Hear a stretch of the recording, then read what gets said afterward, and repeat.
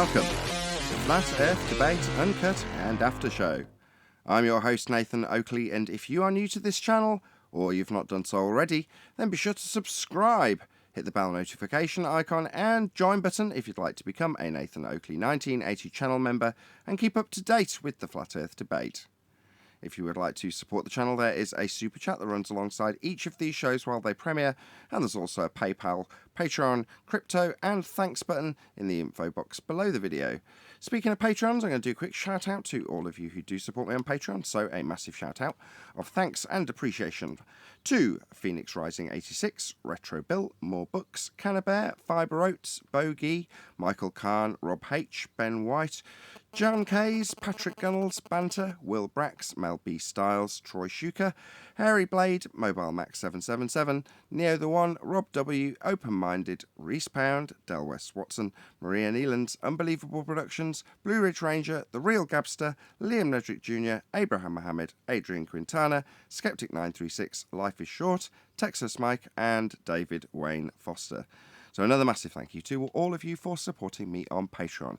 Now I will hand over to whoever is in Discord and Google so you can enjoy their dulcet tones while I set up for today's live show. I'm quiet in here. I just start flipping my gums. Okay. I was just saying hi. Another day in paradise.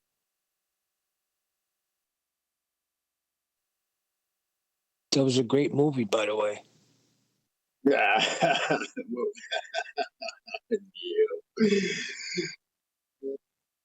That was what's his name? The guy James Woods was in that, and Melanie Griffith. Yeah.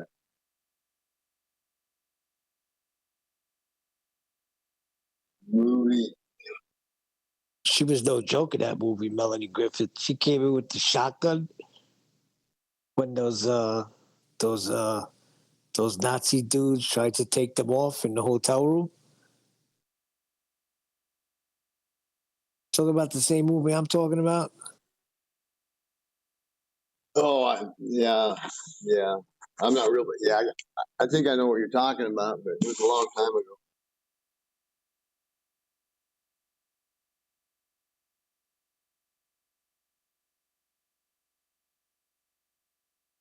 I just mentioned how beautiful it was today, Neil. I got you.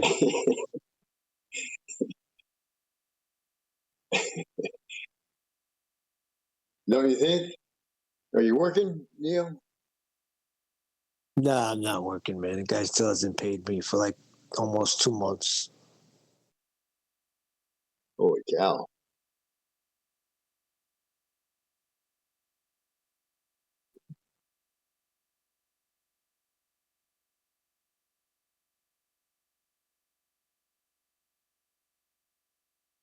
Well,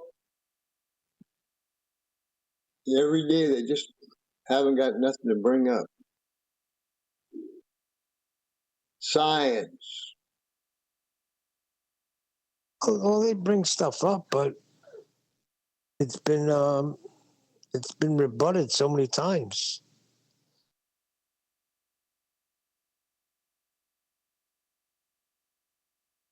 Steve, they still think the horizon is Earth curve, okay?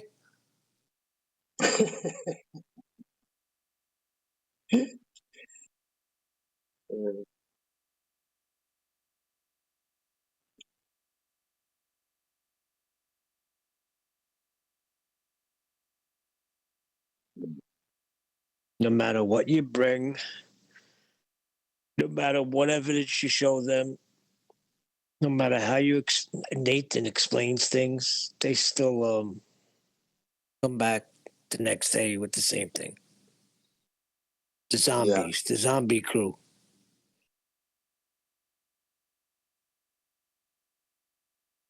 That is one of the biggest mysteries, right?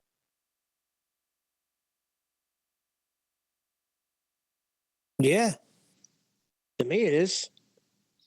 Yeah.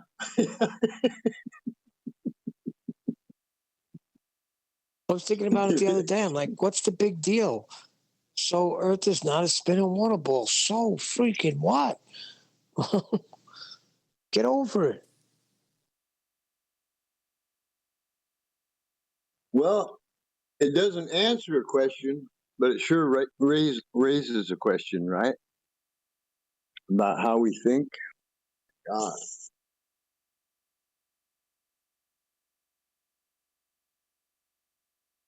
Or how they want us to think, right? Well, as I say, I don't know, Neil. I just get the biggest kick out of it thinking about it. I don't know. It's one of the biggest questions I have of how people. I don't know how you logic. I don't even know what word to use. Physical things, the way physical things work, they struggle with that part of it.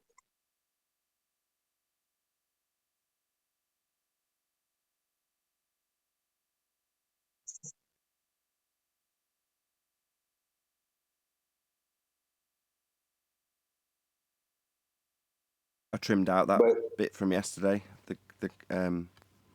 I've forgotten what his name is now. Matthias. Matthias, Yeah, I trimmed that out. Matthias, yeah, that was a good part. It was a good bit. I thought. I thought it was real nice back and forth between you two. Educational. I mean, I thought. Nathan is very scary as a baller.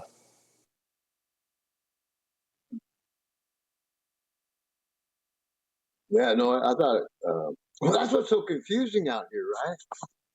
Is the back and forth argument, right? Where you're uh, contradicting the ballers all the time. They, my God.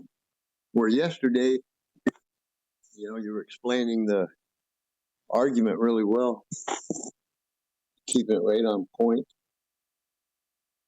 He got it at the end. He did good. The walking Matthias, witness. yeah. No, he's a good guy. Matthias is, but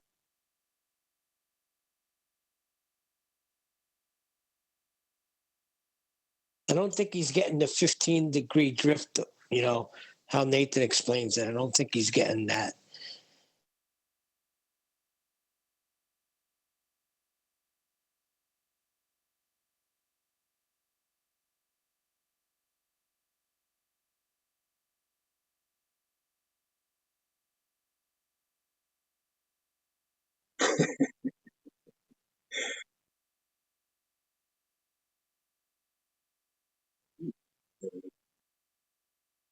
that whole story, the outer space one, quite a story, man. Yeah, I used to love it.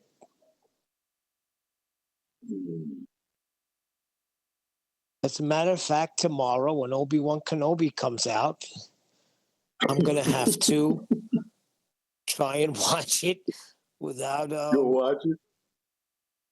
Yeah, I'm just going to make believe everything is real. Space is real.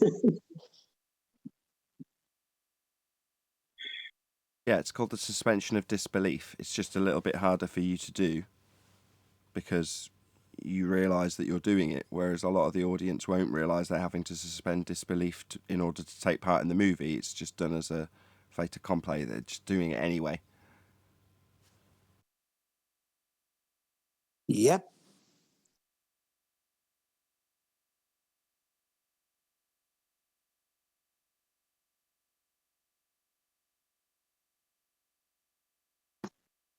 Howdy.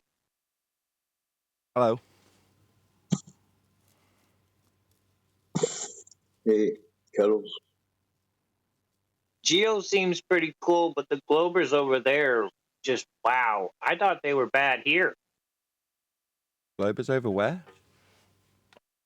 Geo. And Geo server.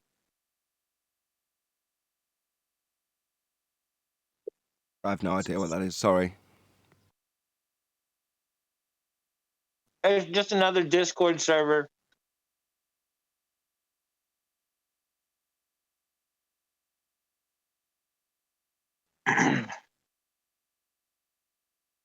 The Glovers are allowed to obfuscate a lot more over there.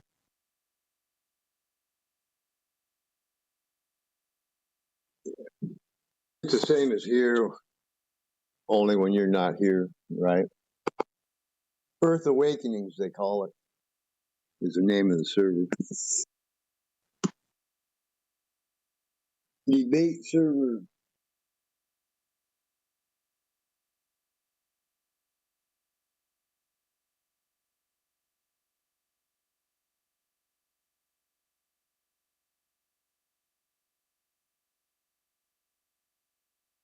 I told them to start throwing their phenomenon at me, and I'll walk them through the scientific method and show them where they're wrong. So the guy starts off with boiling water, and I'm like, dude, where in the globe theory is boiling water at? Nowhere. Yeah, you kind of... You've got a weak bait. You're trying to bait them into giving you a claim that's got science in it. And you can't do that. You just got to wait until they make the claim and say science and then pounce on that. You can't... I mean, you can lead them, but at some point they're going to assert science. You know, you can bank on that. So you don't need to worry about leading them into it.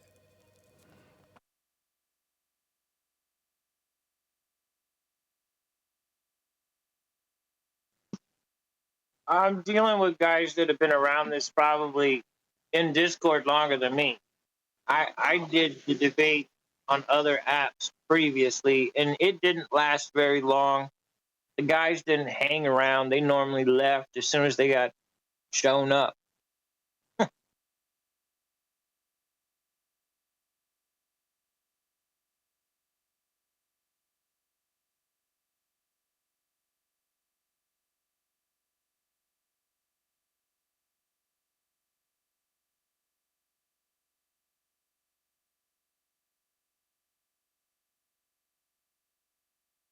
Especially them real scientists, right?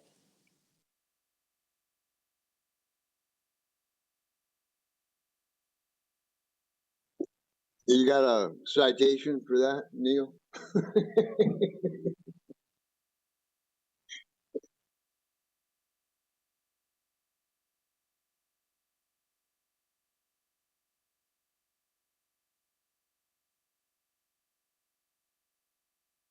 Well, Phil Bell in chat constantly claiming science, but I don't think he understands, the things that QE teaches.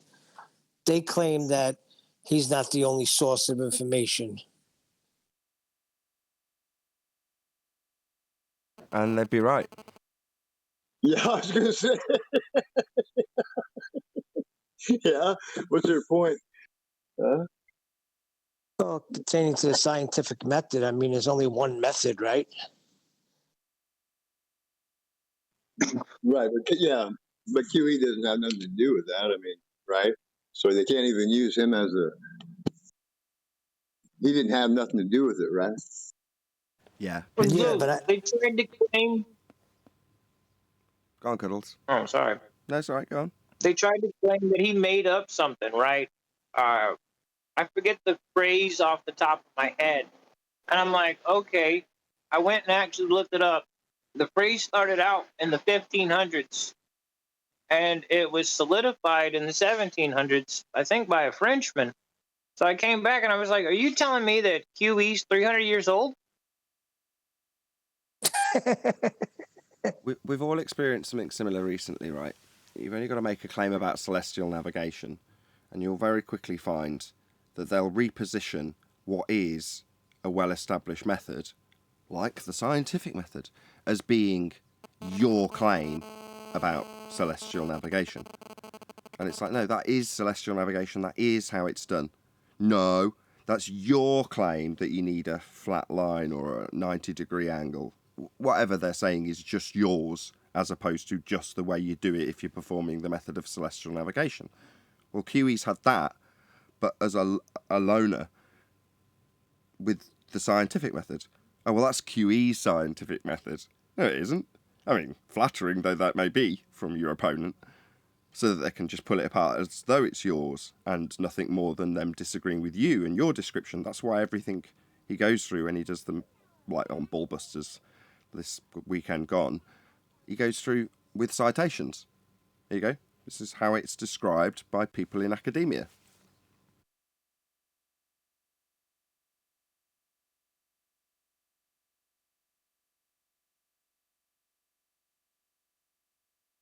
Likewise, we do the same with celestial navigation. This is how you do it. You're measuring an angle. You don't have to be very bright to know what an angle is. It's two straight lines, not one straight, one curved. That would be correct. And without the experiment, it's not science, right? Well, we're not talking about science with celestial navigation. No, I'm talking about science, though, because that's another thing Phil Bell was saying. But without experiments. So how could it be science if they have no experiment? It isn't. Hey, Tenth. Good morning, guys.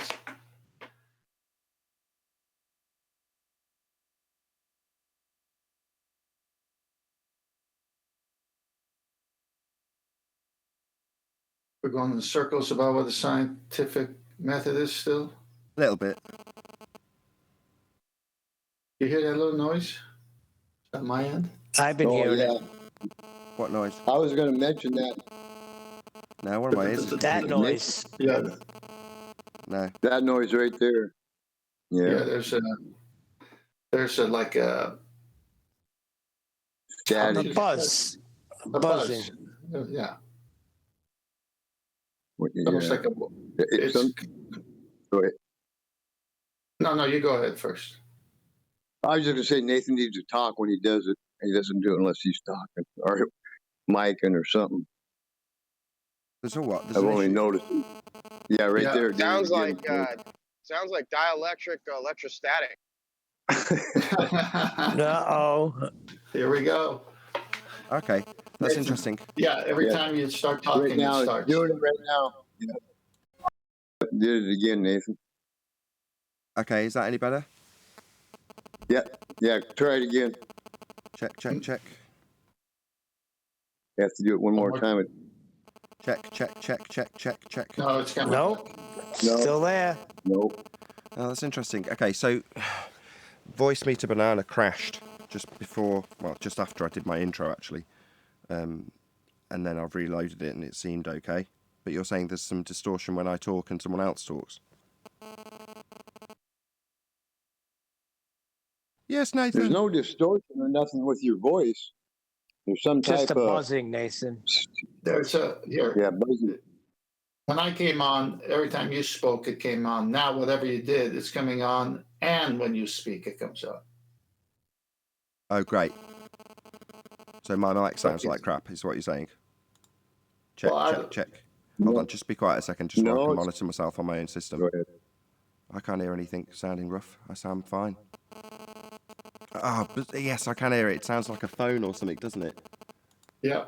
Yeah.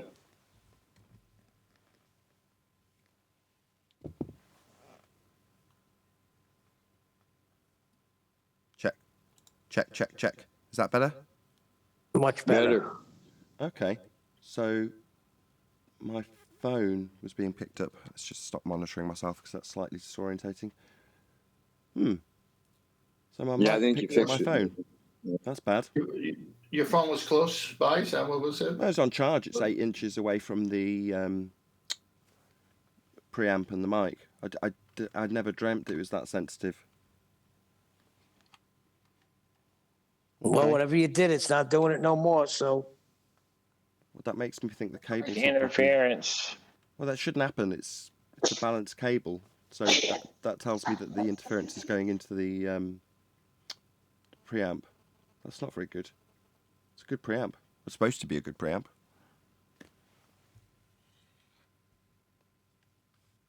Well, isn't that annoying? Well, it's gone, so you're good. Pre-show. That's what the pre-show's about. No Yeah, well, slides? it might be the case that buzzing weird sound. Now, I don't think it's anything connected to the distortion I've been chasing down for about 3 years. Bought a new mic, bought a new preamp.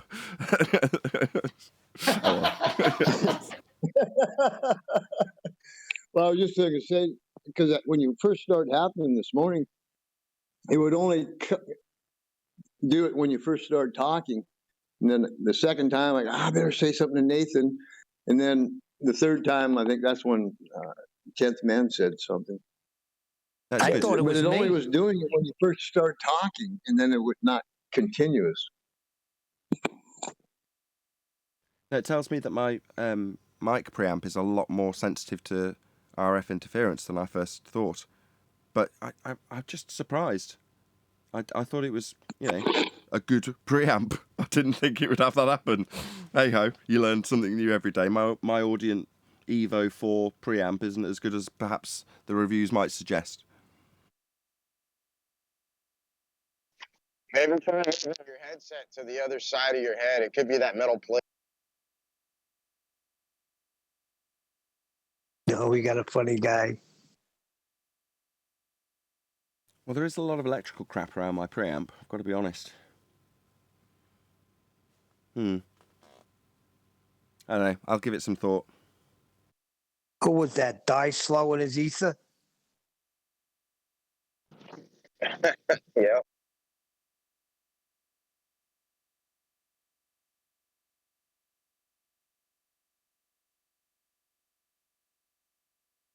Have you figured out what ether is yet? Somebody here claiming ether?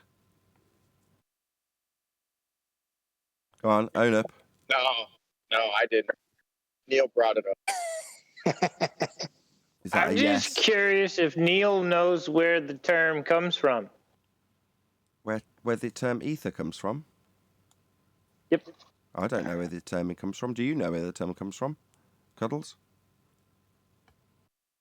From what I can see, the ethereal planes is where the term comes from. Okay.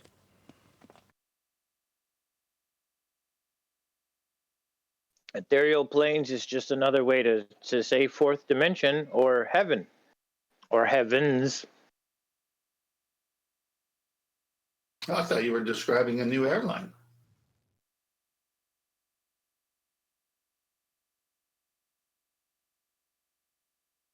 What does ethereal mean?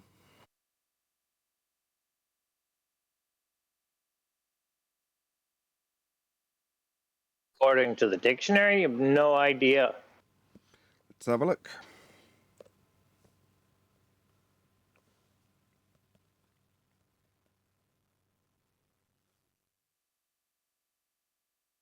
Ethereal.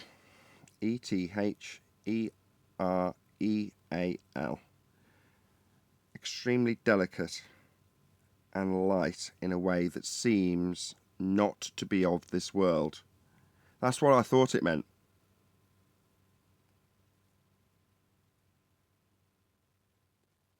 Not of this world, then. What is this? You look into stuff. What's ether? Well, it's derived from the ethereal plane, of course. Oh, of course. What's ethereal? Not of this world. Well, it means not of this world.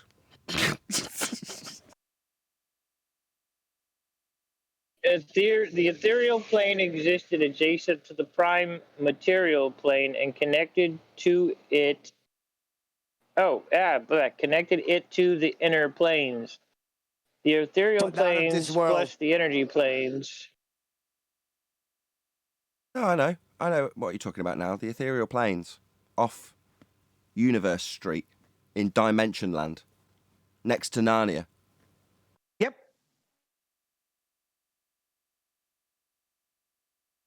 Another definition. Interesting. Very interesting. Almost of another world.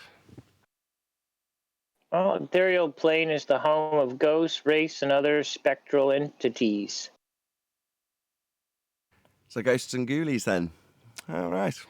Isn't that nice? So, in essence, ether derived from the ethereal plane is a medium not of this world, and the not of this world area is where ghosts reside.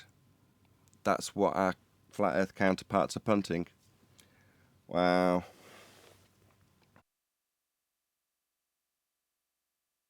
Doesn't it make you proud to be a flat earther?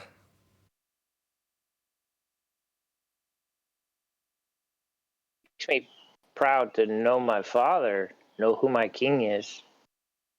That has nothing to do with it. What the hell? Did I just have a flashback? Excuse me? Come again? He's claiming God. That's not what he said. He's proud to know who his father is, who his king is. You're putting it together. Go ahead, you say it. He picked up what I laid down. Okay then, well, I'm glad you don't talk in conundrums, otherwise I'd be very confused.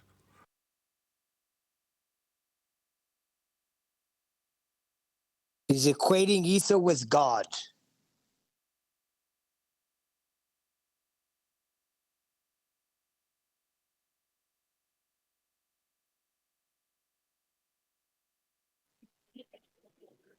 Could it be as simple as me having my It's phone funny, on charge during those shows that I've been trying to chase down clipping and trying to go, what the hell is this distortion? And looking it up and trying to find comparables and people claiming it's packet loss and various other...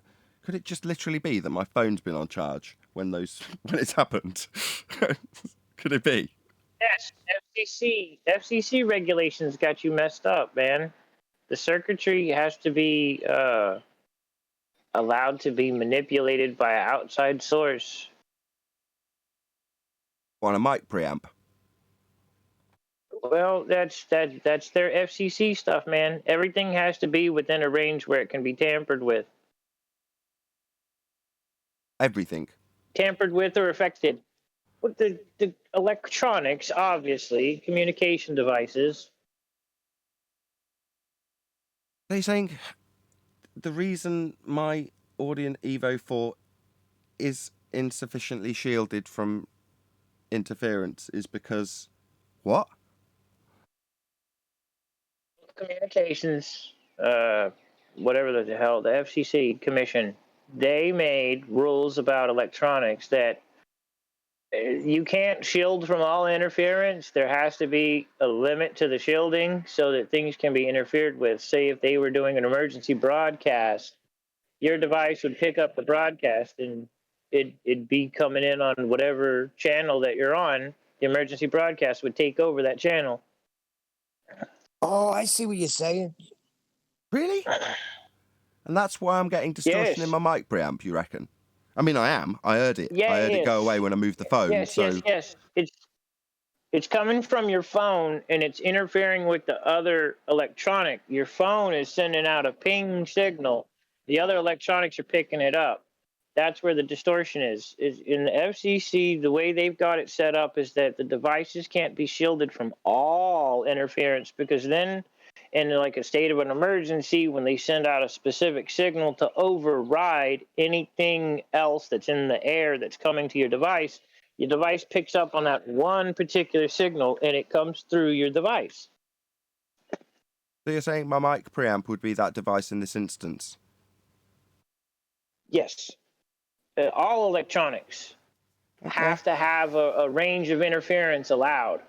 That just seems particularly crappy on account of the fact that I part of the things I was looking for was good shielding and not being capable of being interfered with other crap. Well, it's not to say that the preamp is bad. It's to say that the company that manufactured it is limited by law or code as to the amount of shielding that they can add, or the places where they can have it discharged or not messed with. You feel me? As far as I am concerned, a modern DAC digital-based preamplifier should not do that under any circumstances. It's for recording. You know, and why? Well, because it could mess up a recording that's being used to make money. Well, who's recording? Well, my recording. That's who. That irritates me greatly when I've spent money on it, and it's money that I've e-begged for. You know, I haven't dug into my own pocket to buy that particular piece of equipment. I might have done. I don't think so, though. Most of the stuff I buy is by e-begging. So someone else has gone into their back pocket and given me money to buy a good piece of equipment, and they're relying on me to research it and make sure I don't buy crap. So when I spend my time chasing down my own tail to try and find where a distortion is, it might be something else. I might just be clipping a line that I'm not realising. I doubt it. I've looked and looked and looked. And now that happens, you think, well, that seems like a likely culprit now, doesn't it? Might not be the cause, but seems likely now that it's literally caused it and I figured it out with you guys telling me. Yeah, reading the act about the FCC is something else. Well, okay. Well, on the one hand, I'm pleased because it might be a solution to a problem that I've had for a very significant period of time, which is to say, don't have my phone on charge, which I typically do because it's just when I'm sat in this position ready to go, I'm like, oh yeah, I've got a phone that's out of battery, I'll stick it on, because I very rarely use my phone. So typically, I sit here and go, oh yeah, I better put that on charge then, as I'm sat right next to the charger and my mic preamp. Ugh, that's very irritating. Okay. Yeah, but wouldn't we have heard it before, Nathan?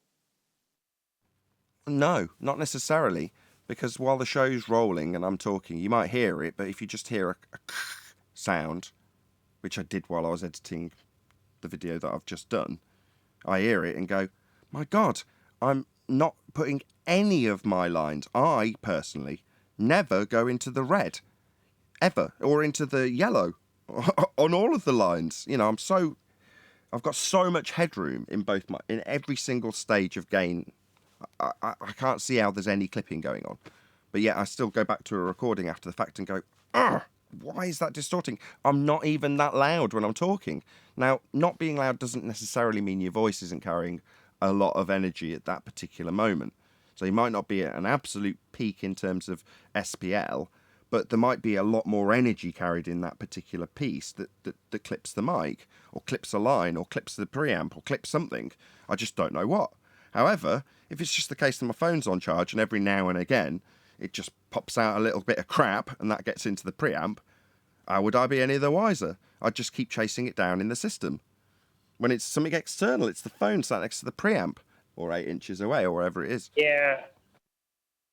There's a DIY on shielding your stuff.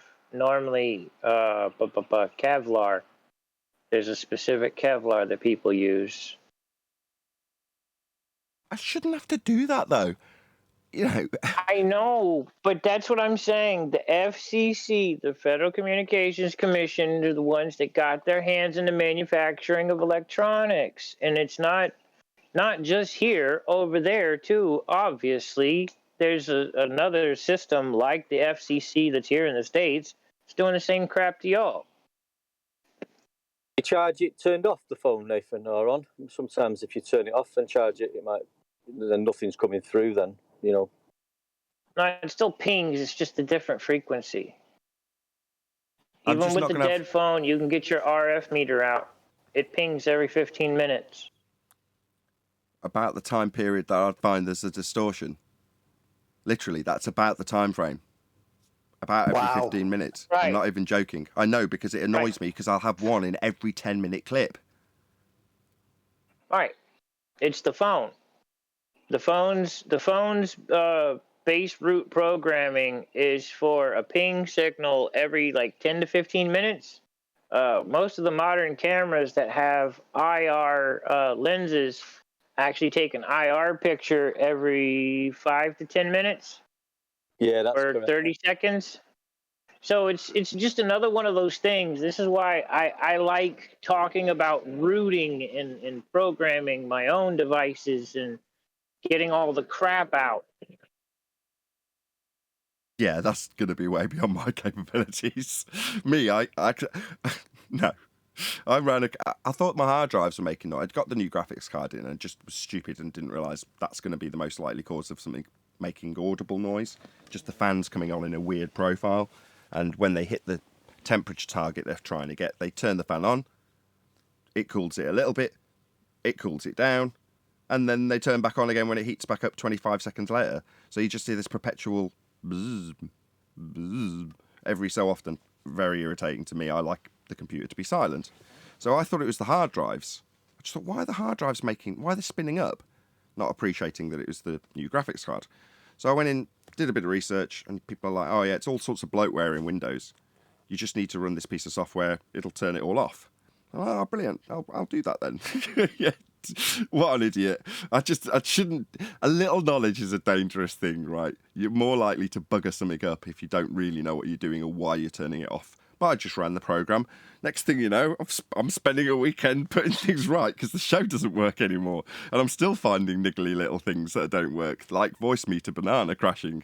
Well, hence me thinking that's the problem. You know, for some reason, when voice meter has just become very, very temperamental since installing a new graphics card, to the point where I got it all working, did my intro, all seemingly fine and dandy. I'll find out after the fact when I check the recording. And then I thought I'll just lower the noise on the graphics card. It's annoying me. And that's what I've done. I've gone into the, whatever they call it, GPU tweak to change the fan profile. And next thing I know, voice meters stopped working. I'm like, oh, please, God, let me be able to reload it, because I've already done 25, 30 minutes of work to get to that stage in the show. So if it won't reload, last time it's done that over the last 2 days, I've had to restart the PC. Well, that means going through a 15 minimum, if I'm really snappy about it, 15-minute minimum to set the show back up. Last thing you want to do, right, when you've done your intro, you've been on camera, you just want to get on with it, don't you?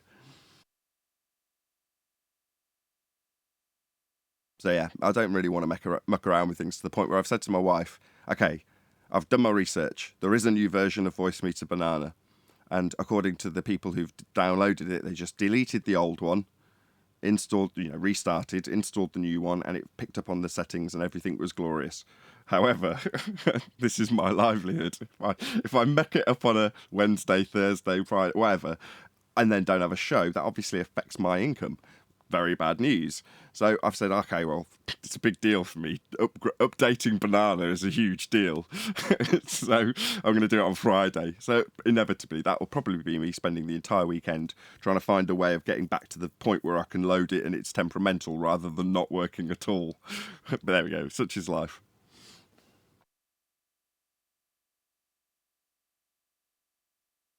And some people think all you do is push buttons.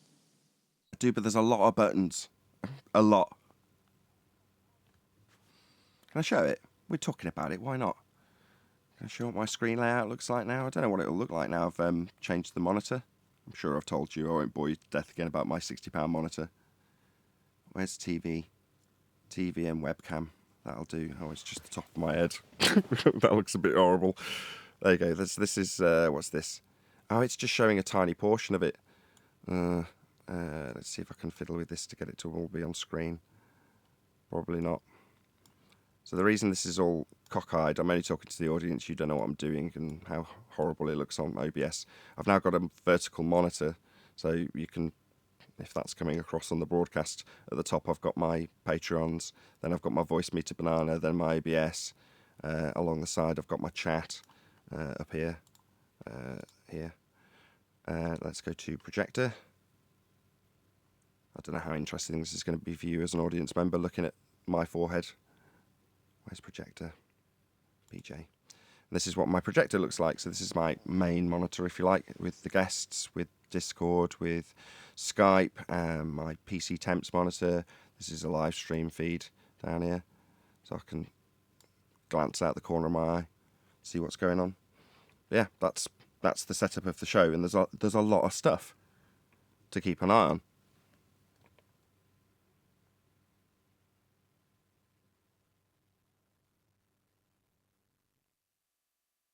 Oh, we were so interested, Nathan. Thank you. Oh, it's a pleasure. I'm giving you a little tour of the island thing. I can't see anything. Where are you showing it?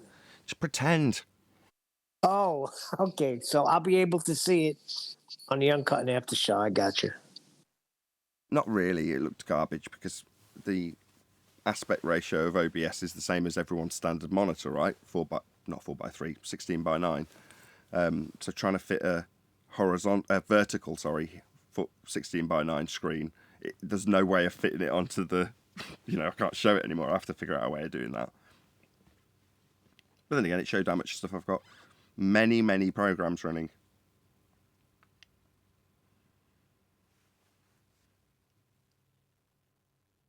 Well, at least you can see whatever you need to see if you got a good setup now. Yes, I've got loads of real estate, loads of monitor real estate. I hoped when I got the projector way back when, several years ago, again on Patreon and GoFundMe funds, that would give me enough real estate. With the show grows, just naturally got bigger, and being able to see it all got more difficult on a 1080p projector. So I got a 4K one, and then it was good, life was good. But I was still shuffling around the other 50% on the 1080p monitor that was widescreen. I say widescreen, I mean landscape rather than portrait.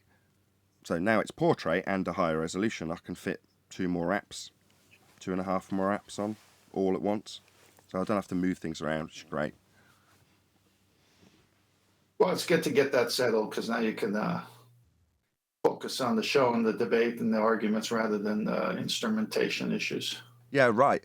While stuff keeps crashing around me. I'll figure it out eventually. Yeah, that would be the ideal. I mean, at the moment, what I'm grateful for is I'm not getting epilepsy every time I run a show because the shows aren't strobing. The screens were flashing before with the graphics card being wrong. Don't know how wrong or what wrong, but wrong. Now it's not doing that. That's a massive step forward in terms of my concentration level. You mean wet?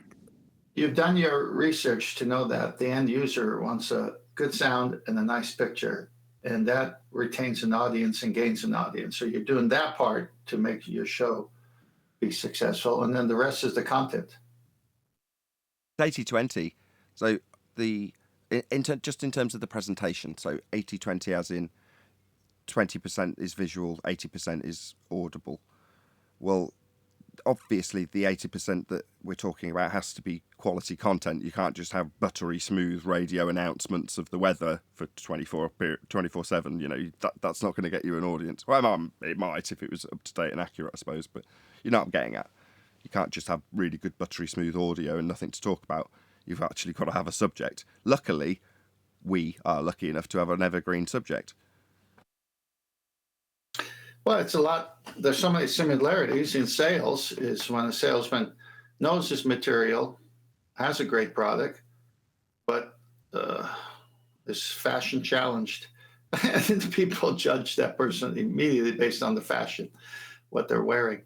It's like, well, you gotta dress up for your audience. So I remember doing appointments where I knew I had to wear a shirt and a tie. Then I knew I had appointments where I could show up in really good-looking Adidas or Nike sweats on a Saturday as the people were getting ready to take their kids to soccer, and with a nice shirt on, relaxed, weekend. And they'd buy from me because I blended in with them. You adjusted to them. I like it. The old chameleon trick. The chameleon salesman.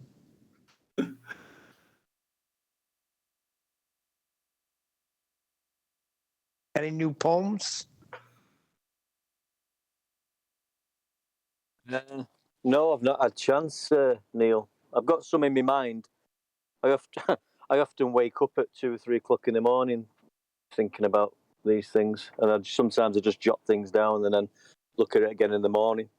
I've been doing a lot of call out, 24-hour call out, though I've been covering for some of the engineers, so I've been a bit tied up at the moment. But yeah, I'll be doing a few more. Don't worry, mate.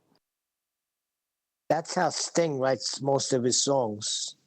You know that, right? In the middle of the night, he'll get up and he'll jot stuff down, and then he'll put it to music the next morning.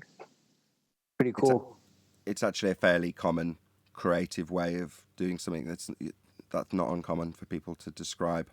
Waking up in the middle of the night with an idea for a book or the ending to a chapter, etc., etc. People who are suffering writer's block, similar thing. Advice being keep a notepad by your bed when you wake up and go, oh, I was just thinking about how that would work. You scribble it down so you don't forget. You're right, because that's how Paul McCartney wrote "Let It Be." They'll be saying this in a few years and say that's how DJ One Deck wrote "The Globe Is Flat."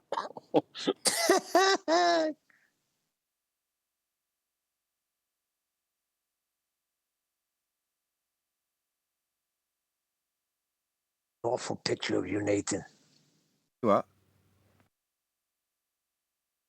Just came on screen. You with pointy ears. What was that from? Oh, it's Gollum. Somebody else made Yeah. that. A hater. I snapped it from a hater video.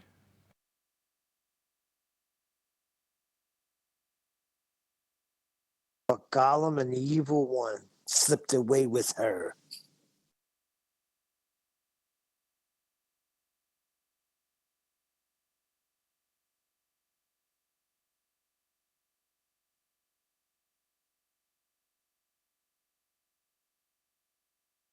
Led Zeppelin reference, if you didn't know.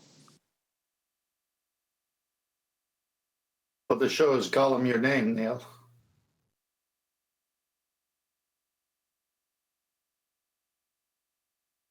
That's why I keep on rambling. Ah,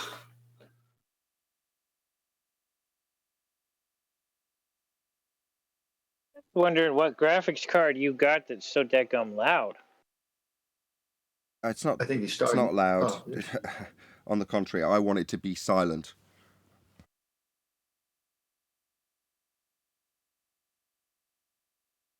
send him to the back of the room and tell him to be quiet. It's just not as good as the last one I had. By not as good, it's hard to qualify that with a piece of electronic equipment for a computer because there's many different ways to qualify what good is.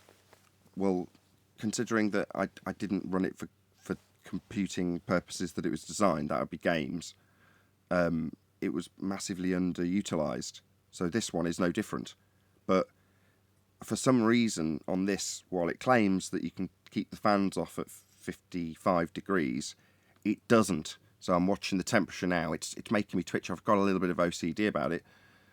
It's at 53 degrees, and the fans I've told to turn on at 60 degrees are flicking on to 700 RPM.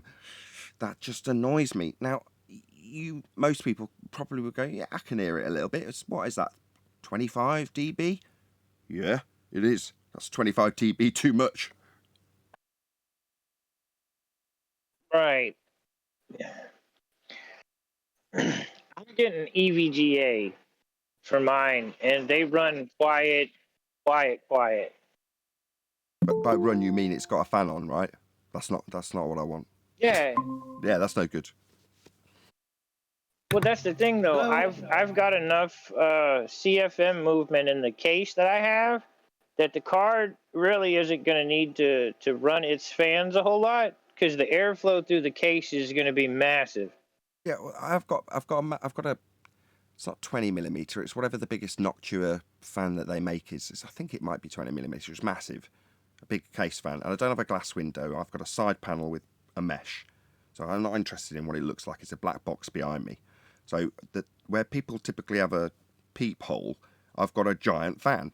So the airflow through the case is good, and with the previous card, that kept it off permanently. It didn't ever come on. That's what I want. This one, 53 degrees. There it is, 665 RPM. And that doesn't mean that you can hear that, because you can't. You can hear the ramping up of it to 600 RPM for a split second. Enough for me to twitch. I've got OCD about this sort of stuff. I want it to be silent. It was previously. I'm not moaning, because, again, I haven't paid for that piece of equipment. People who've supported the show have. So I'm very, very grateful it works. But by the same token, I am just going to have to accept the fact that while the show's running, that's enough load for this particular graphics card to need a fan on.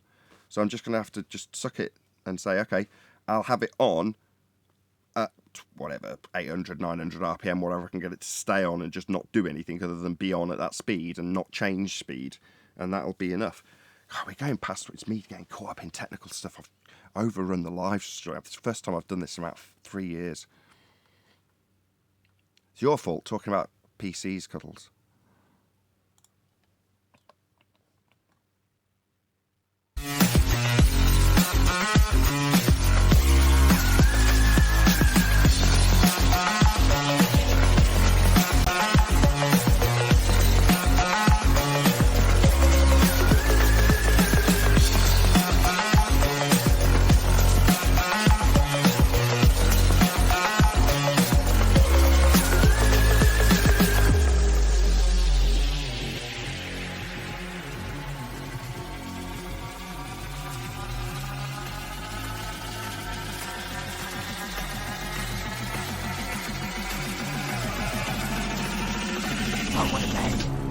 Welcome to Flat Earth Debate Live. I'm your host, Nathan Oakley, and if you are new to this channel, or you've not done so already, then be sure to subscribe, hit the bell notification icon, and join button if you'd like to become a Nathan Oakley 1980 channel member and keep up to date with the Flat Earth Debate.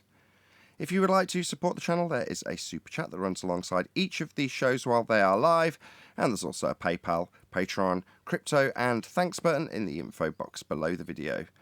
Most importantly, if you'd like to join the discussion, simply mute the page you are currently watching, then click the link in the info box below this video to join the panel and express your views on the nature of Earth.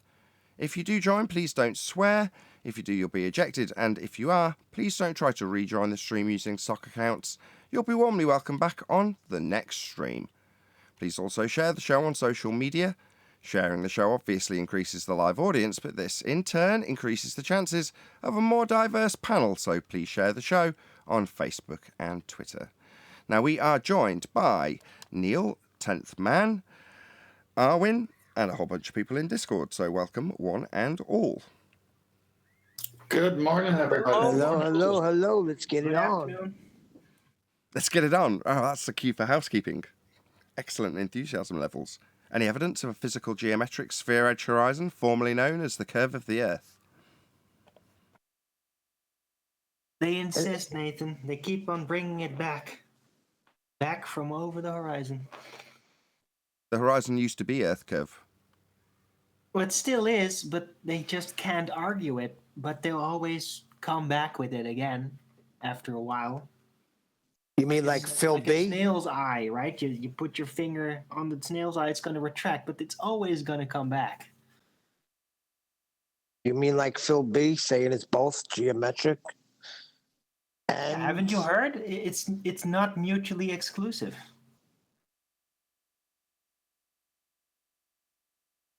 Can be both apparent and geometric, according to Phil Bell. We only have one horizon, and the horizon in the begging the question proof of nothing perspective hijacking Earth curve calculators is an assertion of a geometric limitation at the horizon, called Earth curve. The horizon is Earth curve if you believe the Earth is a sphere. It's physically claimed to block boats and buildings into the distance with a calculable value. Their claim is that the horizon is Earth curve.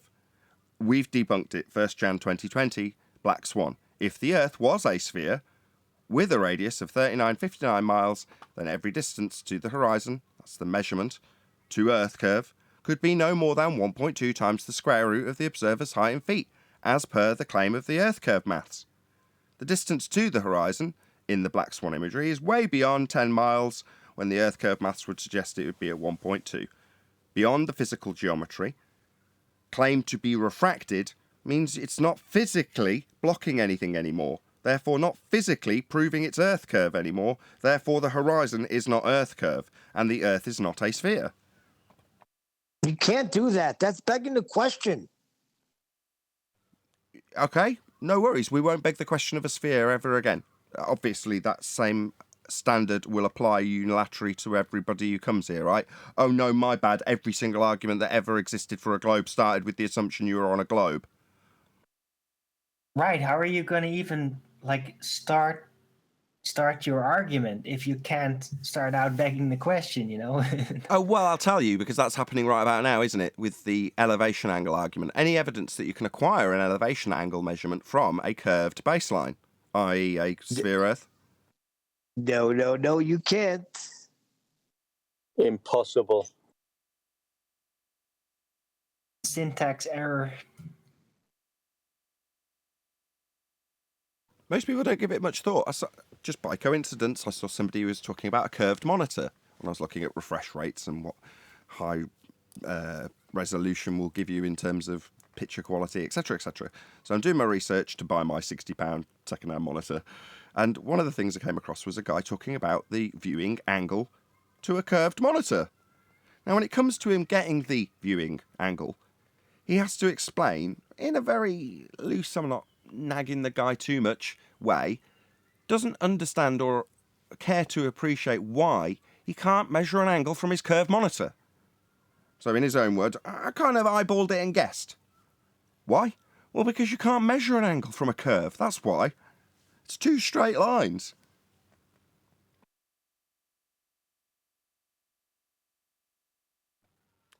Right, Any so it's a evidence? geometric error.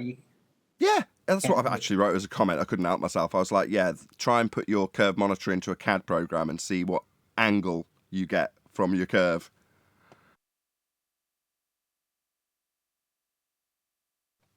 Any evidence of axial rotation of the Earth-based variety? The columns of gas move in lockstep with Earth's rotation. We wouldn't expect to see any. Gas is inhomogeneous, anisotropic, definitely not forming layers. No, not layers, columns of Or fluid. columns. The stars are moving. And That means the Earth is turning. no, it doesn't. If we exhibited a Coriolis deflection by way of your assertion that the stars move because Earth turns beneath them, as heliocentrists believe is the case, then that Coriolis effect would be exhibitable in other items that left the non-inertial turning reference frame claimed to be a globe Earth that spins. Now, that deflection is actually claimed to happen if you're a globe Earth priest, like Neil deGrasse Tyson saying that Earth turns under footballs to cause deflection, assisted by Earth's turning. Well, that's Earth turning under the football.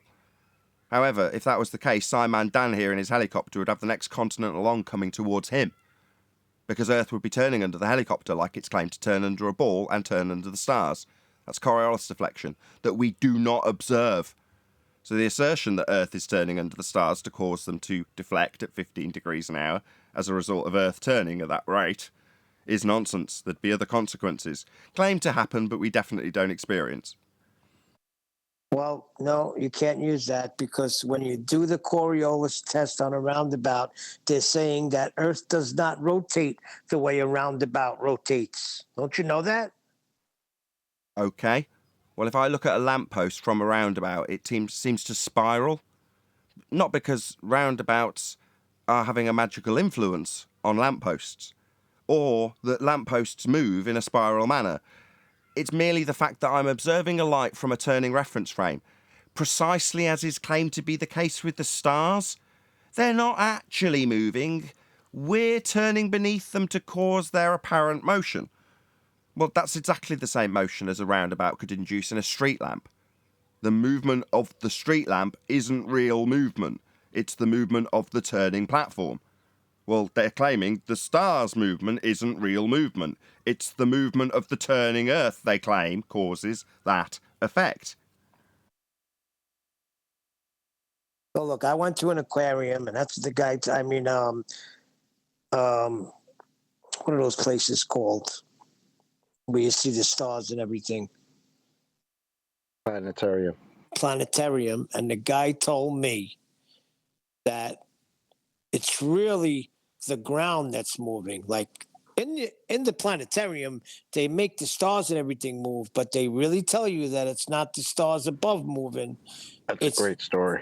The ground. So I mean, he's the authority. Gotta take his word for it, right? He knows better.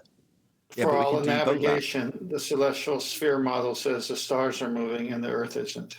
Sure, there's lots of contradictory opinions, but if we have to take one as read, that would be the assertion from the globe side that Earth turns beneath the stars. That makes Earth a non-inertial turning reference frame, and the deflection we observe Coriolis drift. That's what they're claiming. Ever heard that term, Coriolis effect? That's what globe Earth is claimed to have. That would be us turning beneath an inertial reference frame. So Earth's claimed to turn beneath as a non-inertial reference frame, and we are claimed to observe deflection at 15 degrees an hour in the inertial reference frame. So that's the effect they claim we should see. So we should see it. And we don't. Oh dear. Whoever brought that up that we should see that? That's all Neil deGrasse Tyson's fault or something.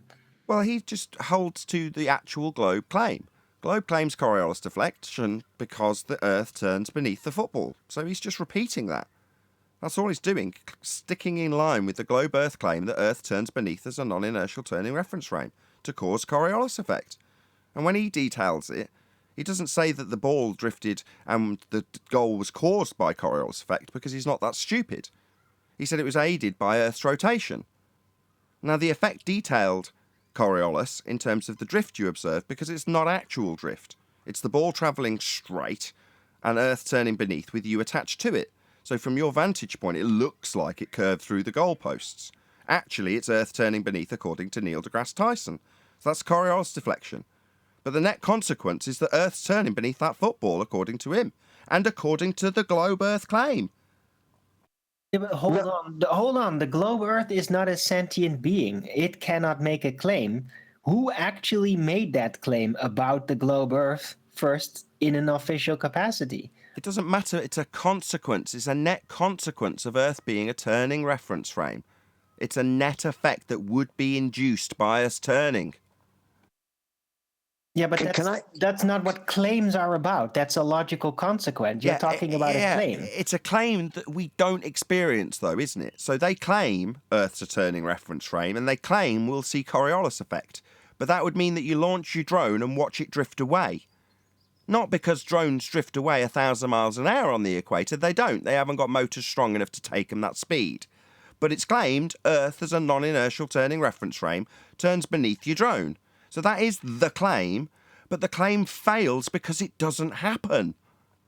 But a claim is only a claim if it's made by somebody. So you're just saying they claimed it, but who actually claimed it?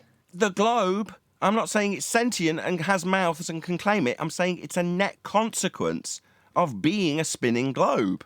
So no one has to make it as a claim. You say claim, then you should use the word logical consequence, not claim, because a claim is an action by an individual. Oh, Owen's right. I hate this when I've been stern with him. Yes, that's right, with gritted teeth. It's a logical consequence as opposed to a claim. Can I say something? Are you saying that the way they phrase it now? Because I was taught that Coriolis was the way water went down a drain. No, that's wrong. But that's what was said way back when. That's the old and busted argument. That's the old and busted global argument. They had to scratch that when it was too bad, apparently. Well, that's what I think Owen's saying. When did they scratch it and come up with this one now? The Coriolis effect can involve it's the same one. A water going down a drain. If you were in that reference frame, let's say, you've got some dams that have an overflow, right? And it's just a tube that goes to a lower piece of ground or a slipway. Well, if you go in the reservoir's low, you can just see the tube poking up. But if you, on the other hand, get there and there's been a massive downfall, you can see a whirlpool going down what looks like a hole to hell in the middle of the reservoir. Has anybody ever seen that? Yes, I know what you're talking about. Right. So now imagine that, because it's scaled to the point where you could accidentally fall in, and then suddenly you're swirling down a massive drain. Is everybody with me? You're going down the drain in a reservoir, and for the sake of this description, that swirling is such that you can be doing it for a reasonable period of time. Let's say a minute. You happen to be swirling around this drain, round and round and round and round. Now, as you are swirling down the drain, you look up and go, oh no, that tree's coming to... Oh, it's gone. Oh, there it is again. The tree's coming towards me. Oh, it's gone. Oh, there's that tree again. Oh, it's coming. That effect of the tree looking like it's coming towards you and then going away, and then looking like it's coming towards you and then going away, that's the not actual deflection of the tree. That's Coriolis deflection. It looks like it's taking a curved path towards you. It isn't. It's rooted into the ground. It's a tree. You're spinning down a drain.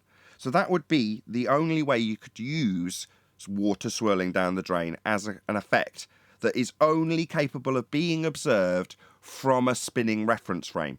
So your eyeballs and the spinning reference frame must be as one for you to detail this effect. Hey, Adam. You know what I'm saying? But they used to say in the southern hemisphere, it goes down one way. In the northern hemisphere, it goes down the other way. Yeah, so it's a begging the question, affirming the consequent with nonsense claims as the actual Q statement. If the Earth is a sphere, denoted by the use of the word hemisphere, then we will observe clockwise and anti-clockwise swirling down drains depending on the hemisphere. We do observe differences anti-clockwise/clockwise of water swirling down drains in the north and south hemisphere, therefore hemisphere. So it's if P then QQ therefore P, with an assumption of hemispheres. But the main problem, and the reason they convolute it into this sort of formal logical fallacy with a begging the question, so it's a 2-for-1, is so that they can insert this nonsense assertion that doesn't sit in line with Coriolis and have flat earthers attack that, or attack the premise itself. Oh, well, water doesn't swirl the other way in the southern hemisphere. It's like, well, you've missed the fallacy, haven't you? You're not addressing the fact that you're affirming the consequent. You're not addressing the fact that they're begging the question when they make the claim. You're just addressing the fact that it doesn't really happen, when in the logical attempted to be consistency, actually fallacy, that they're formulating, the main point is the first section. If Earth's got hemispheres, don't push past that bit. That's where they assume their outcome. But you're going to focus on this parlour trick that doesn't actually work correctly. The parlour trick's irrelevant. The begging the question that comes before it is the only important bit. I think they liked it a lot better when we were focusing on the ridiculous arguments and not pointing out their logical, fallacious reasoning in making those arguments. I think it was much better time for them. Even better would be that we argued contrary to the parlour trick assertion. For example, we say there's 15 degrees an hour drift in a gyro because of ether spin.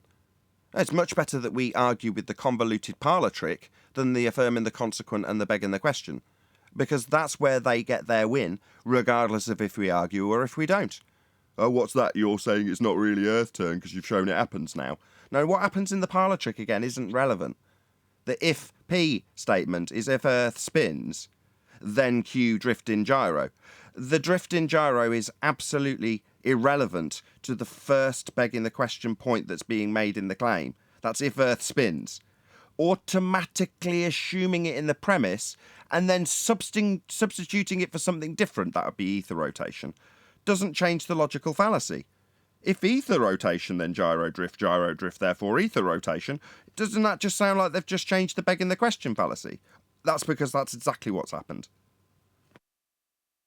So if a drone's lifted off the ground, then say at 20 foot and it's hovering, and obviously nobody's going to see the apparent deviation of that drone. What is their reasoning for not seeing that then? You don't have to explain a negative. It just doesn't happen. And for your information, if I was sat around about watching a drone, so I'm holding a drone on my lap, and I've got the thumbsticks in my hand, and I'm sat spinning on a roundabout. As soon as I push that up stick, you can be damn sure that I'm going to expect it to curve away from my position when I'm spinning on a roundabout. So I do expect to see drift in a drone. It's just the same effect cannot be said when it launches off the ground without a roundabout, i.e. a non-inertial turning reference frame. It's supposed to drift away at 15 degrees an hour. That's the globe's claim. Like a football drifting through a goal assisted by Earth's rotation, yet you'd have drones travelling intercontinentally because they were assisted by Earth's rotation if that was the case. They just don't. They do on roundabouts, though. Coriolis is very much an effect you can observe just by throwing a ball over the top of a roundabout. All you need to show this effect is 3 people, and you must be the observer of the effect on the roundabout. I.e., you start spinning and 2 other people toss a ball in a straight path over the top of the roundabout. When you watch it spinning beneath it, it looks like it curves. It doesn't really, it just looks like it. That's Coriolis effect. Easy to observe, just doesn't happen on Earth. So when you say, what's their explanation for it not happening? No, it would definitely just have to happen if Earth was turning, and it doesn't. That's the end of the argument. Yep. Why would you expect to see the thing we just claimed that you would see? Yeah, they claim we see drift. The moment you don't see drift, it's the end of their claim. They claim there will be, and there isn't. Yep, the Earth is stationary. Shout out to Godzilla37. If I can get the damn chat to go up. There we go. Virus asked me to pass this argument on to you. In quotes. You waiting for it, lads? Nuh-uh. End quote. Thank you very much for the super chat, Godzilla37. Yeah, he's in chat talking nonsense, Virus. That's his best argument yet. And, That's true. any evidence to the distance to the sun? 93 million miles away. They're teaching it to my grandson right now in school. You'll need a flat plane to get that measurement. You'll need it to get the R, to derive it, to apply Kepler's third law of interplanetary motion, to a scaling value for You should Venus pick a new and Earth. school. According to Virus, he's done this, and he still don't come up with a flat Earth. Neil, you should pick a new school. That's a long distance to go to school. Well, that 93 million miles definitely comes from Kepler's third law. So that does definitely have an R value. So any evidence of the R value used in Kepler's third law, that would be Earth radius and also Venus radius. The Greeks measured the radius using angle measurements from a flat baseline, I think. Yeah, they're going to need a flat plane for it, right?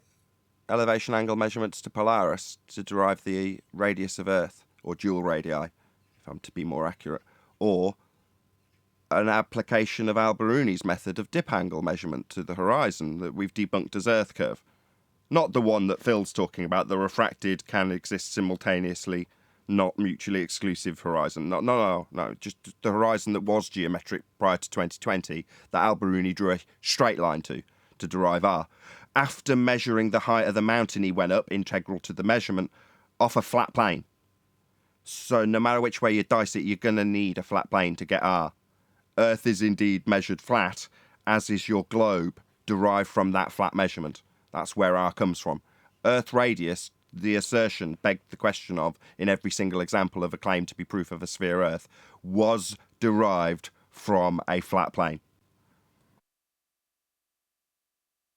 After the show yesterday, I was thinking to myself, I had a good chuckle about how, who was it? I don't remember who it was that just realized that the begging the question is a problem. For his, roofing. That he just realized that we're doing the same thing you're doing and then using that to destroy your argument. And now they realize that that's a problem. It's too funny to me, man. You don't like us saying if the Earth is a sphere with a radius of 3959 miles? You've been telling us that for years. That's the claim. No, we're not allowed to beg the problem saying that now. Not allowed to beg the question when the assumption of an Earth sphere radius 3959 needs some with logical implications that are debunked by actual photography of actual occurrences in our actual reality. That is a big problem for them when you say, no, if we assume Earth's a sphere, this doesn't work. Oh, well, you can't assume the sphere then. Nathan, I've got a slide in Master I was not quite done. Subject. That just needs a slight paraphrasing. Yeah, so where he says, well, you can't beg the sphere then, just change the intonation in your tone. Well, you can't beg the question of a sphere then. You see how that changes it totally? His tone is, you can't beg the question of a sphere. Right? That's his tone. My tone is, you can't beg the question of a sphere. You see how they're the same words, but very different? Indeed. Nathan, I got a couple of slides in Master B if you can reference them. Okay, got your yellowy one first? Yeah. All right, so this, in the next slide, I want to illustrate what Al-Biruni did. So assuming Al-Biruni is the boat on land and the lighthouse is the mountain, he needed an angle of elevation. So he gets that. Then he goes to the mountain, and then he looking at the horizon for his dip angle. Well, he needs an angle of depression, which means he needs a reference line, which is his eye line horizontal, much like the sensible horizon. So in both cases, you need a flat baseline in order to get an angle. Next slide, please. So this is more of a math illustration of that same thing I just described. So angle of elevation would be the Y, and the angle of depression would be the X, and the green representing a horizontal line in order to get an angle. So in both cases, he needed a flat line, whether it was in his through his horizontal eye line on top of the mountain or on the base of the Earth using the Earth flat plane. Thank you very much. Any evidence of the distance to the sun?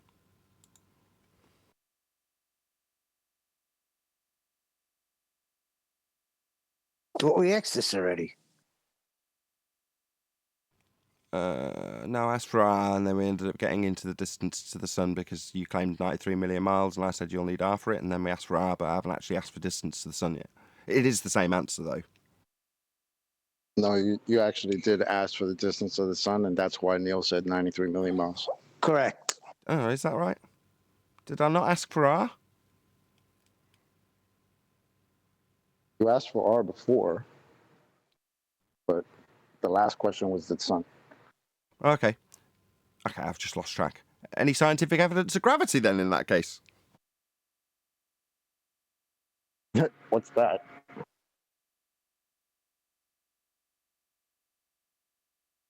No, More there's than not any one offer. single scientific evidence, not one scientific evidence to prove it whatsoever. What did I you mean, say, can Adam? we make it like old school? And I mean, are there any Globers that want to come and tell us what gravity is? So B says, I don't care about the 3-body problem. All my predictions are 100%. Hold on. Do we have more than 3 bodies?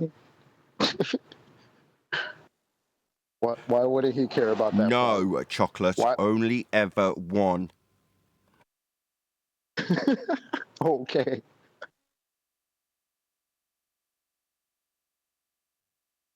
Was someone I going to guess come in? somebody asked him in chat. That's why he answered that way. This was a couple of days ago, though. I found it funny. Why would it be a problem?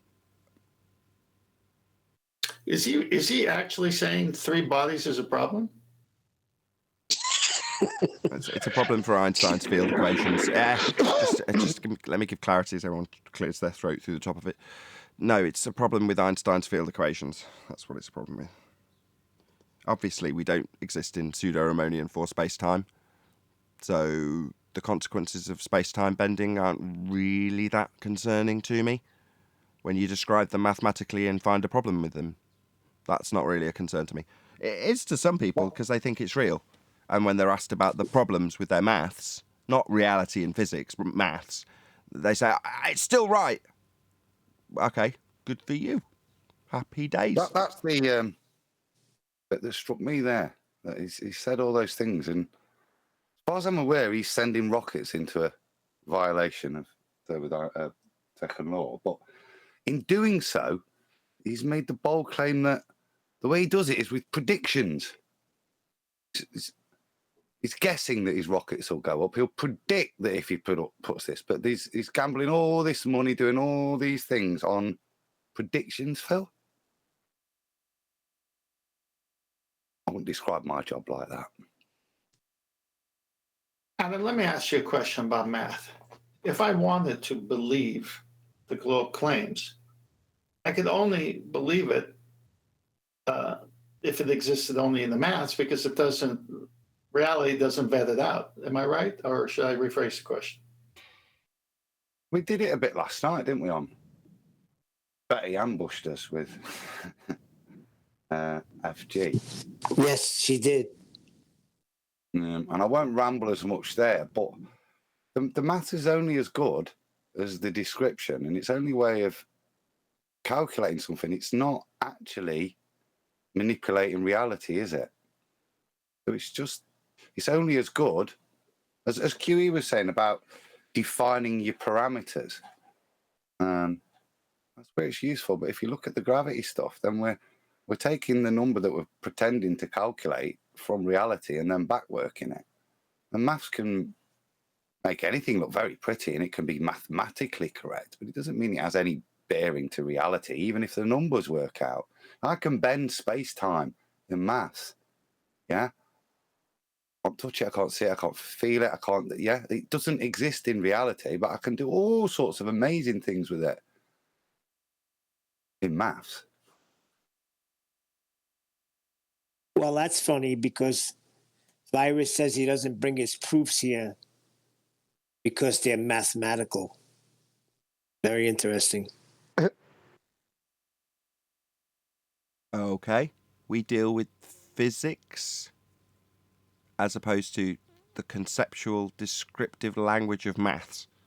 You know, maths is really good at describing stuff, but when it comes to actual physical stuff that we experience, that's physics, not maths.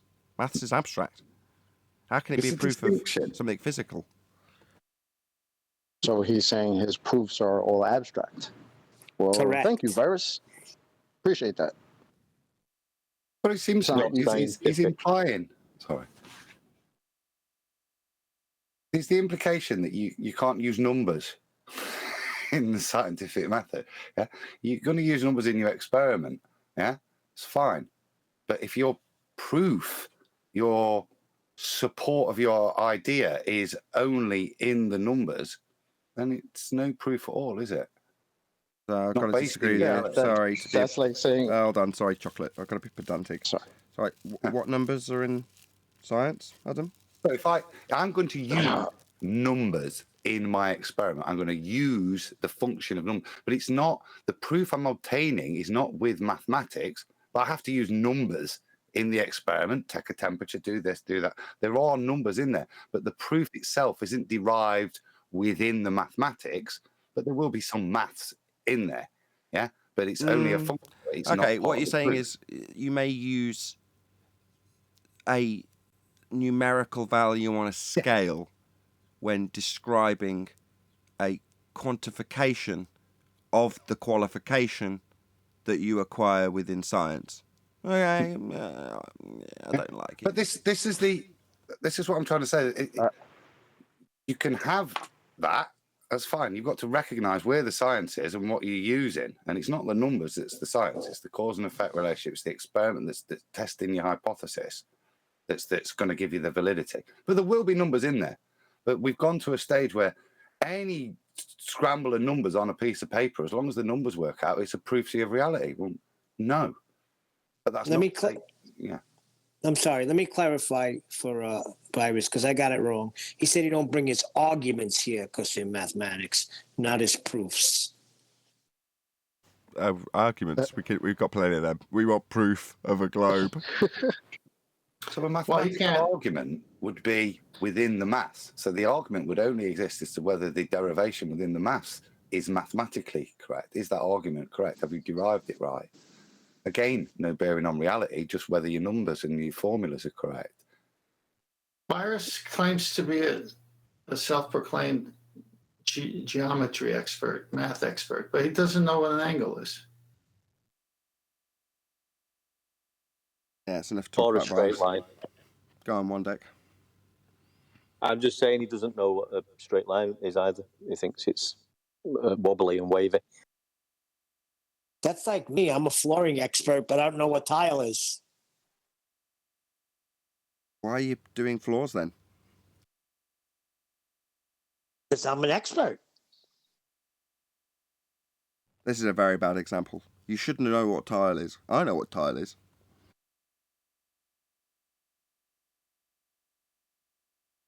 Well, just because you're called an expert doesn't mean you have to be an expert, right? Because I remember distinctly an interview with an exoplanet astrophysicist, right? That would mean what? She's an expert in planets that aren't even in our system? Okay. But this same lady didn't understand things about the very model that she supposedly lives in. But she's an expert in things outside of our solar system. Sure. Well, you That can be checks an out. expert. In my comparison, it shows that Virus is not a mathematician. Bro, who's Virus, man? Why are you even bring that guy up? I would think this too, Chocolate. Chocolate's point, I'll just reiterate, no one paid attention at all. He's saying, let's say you've got an expert in the gravitational fields of exoplanets, right? Then you go and ask that person about a very basic tenet of the heliocentric doctrine, and they don't understand it. You've got to say to yourself, so you're going to tell me about a galaxy far, far away and the conceptual reification of pseudo-Riemannian for space-time bending around that light in the sky that we don't potentially even see with the naked eye, or at all, potentially. You're going to tell me about that, but you don't actually understand how that fundamentally operates within the model. And the reply would be, well, I don't need to. I only need to know about this imaginary light in Narnia and how that works. So why would I need to know about how gravity isn't real? Just how it works with the imaginary light I'm describing. Or it might be a light that really does exist, if so, even better. Her actual response was even better, because once she said, "Oh, we'll just change the model," and then in another response she said, "Well, the model's wrong." Like, was that okay, from? lady. Wakey Wakey. Right, Wakey. Yeah. Wakey And, Wakey doesn't have I a don't channel anymore, remember. so I don't know if he's known as Wakey Wakey still. So Mark Knight is his actual name, but I'm sure he's got a website out there if he has still, or does still go under the Wakey Wakey name. Waki. You might find him, you might not. Is that It's the like same the, guy where she found sorry. out that he was a flat earther? She wouldn't have talked to him. Am I getting the Yes. same things together? Yes. That's correct. That was the conclusion. She got very upset towards the end of that interview. That was almost verbatim what she said. Something to the effect of, I'm going to paraphrase, I can't remember, it was a long time ago, but words to the effect of, if I'd have known you were a flat earther, I wouldn't have done this interview with you. Yep. Wow. So, Nathan, you're right. They are afraid. We didn't have it up or anything. So Mark Knight was known at the time when he did the interview for hammering it up and pretending to be professors to do spoof calls. So he'd call himself Professor Wacky and, call up NASA and stuff, just spoof calling people as a flat earther that had a good knowledge of the subject so he could catch them out and laugh at them. But in that instance, he didn't do any of that, did he? He just did an interview, right? He wasn't trying to catch her out. I didn't see any part of the interview where I thought, if somebody looked at this from an outside perspective and they genuinely were neutral on the subject, they might question what you'd done here, because I don't think any part of the interview was like that. He just asked her fairly standard, mundane, heliocentric questions, but got the answers that we all know are the real answers, such as, well, if the model doesn't work, by the way, that's your globe world you think you're standing on, I'll just change it. What's that? Gravity 1g doesn't work in the maths for some reason? Well, 1.8g. Why not? I'll just change it. Gravity being a force, an attraction between two masses, not working in the model, I'll just change it. Just call it bending space-time.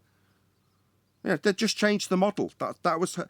Now, you might be shocked and shaken, but we can document where it's changed through history, including distances to planets and suns and various other things in the sky that have vastly changed in terms of what's described in that model. Because they can, according to her, and in reality easy to show, just change it. Because it's not the world to live in, it's just a model. Isn't that what Mr. Sensible did with the radius? What, just say you can just change it? No, you can't. That's the one thing you can't change. Like they changed gravity. But I think the reason that she got so upset, though, was that, like, it to me, it feels like if you're just chatting it up with your buddy, right? You can just kind of shoot the shit, right? That the model works here, it doesn't work there, and it's blah, blah, blah. You don't really care. But I think towards the end of the interview, when she realized who she's talking to, I think she probably, and I don't know, I'm not a mind reader, but I think she went through in her head, like, oh my God, I went through all these points and a lot of them didn't really make sense. And now it just looks bad because you're not just shooting the shit with another glober that believes all the things that you believe. Now you're talking to somebody who has actual questions and has a stance against you. And I think that kind of messed her up, because there should never be a position. If the world was a sphere, that astrophysicist should never be in a position to ever be concerned about a single word she says about anything. Ever. Exactly. Right? But she's deeply concerned. That's what caught me. Go on, Chocolate, sorry. No, I was just saying that's exactly what struck me about that. Like, if you were on point with your shit, you could have flew through that interview, no problems, right? Even towards the end, when you found out the guy's a flat earther, it doesn't matter because your facts are on point. That's right. But she got so mad because I think she knew she just flailed during that whole thing. Exoplanet astrophysicist, you don't know anything. You don't know half the things about your own model. Even the regular claims of this crap model, she didn't know. But I'm supposed to respect her because she's an exoplanet astrophysicist? Get out of here. Kick rocks. By the way, did she show that model? No. Go ahead, Adam. Nah. I've just, thanks to Divergent Droid, just gave me the heads up. So I've searched it and I've posted the link in there. Thanks to Divergent. So the whole interview is via John Thor's channel. Oh, well perfect. worth a listen to. It is good. Any chance you can tell us a timestamp for where she says I wouldn't have done the interview? I just can't scan through it while I'm running the show. Give me 5 and I'll have a hunt for it. Perfect. If you can, that'd be absolutely epic. So, just so the audience knows, I'm just going to go and... Well, I'm not. I'm going to ask Adam to do it for me. Oh, why won't it let me click the damn thing? Oops, something went wrong. Oh, no. Okay. Maybe I won't do it that way. Can you stick it in Skype? I've lost my chat feed.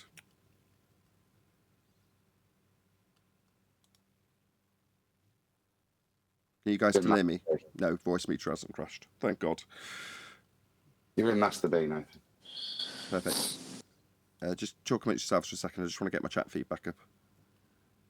That was the interesting thing, though. How she was, if she had it, you're right, Chocolate, she would have had no worries saying anything.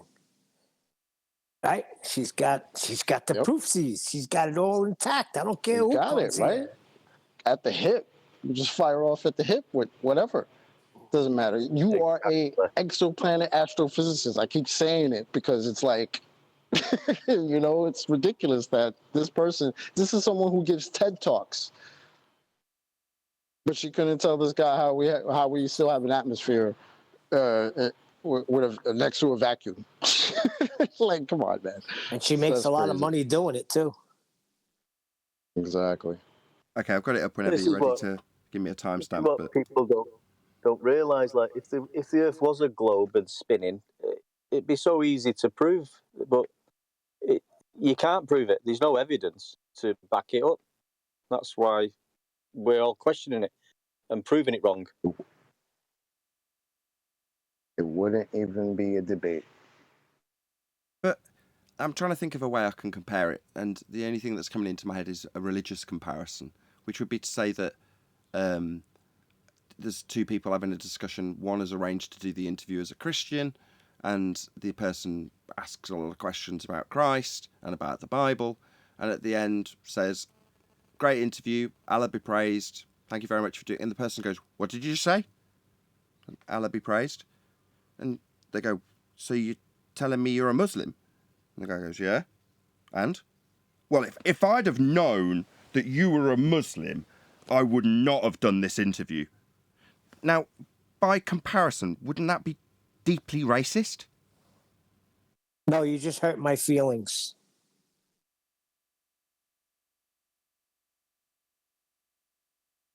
Yes, that would be racist.